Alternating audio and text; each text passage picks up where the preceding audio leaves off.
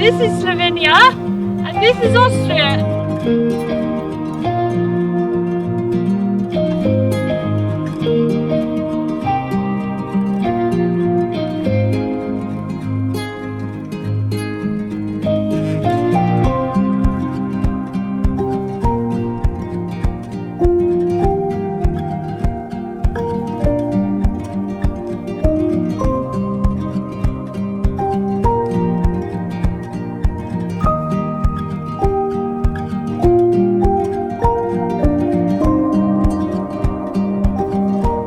To show you how close we've been walking to the border, this tree sits in Austria and where I'm stood is in Slovenia.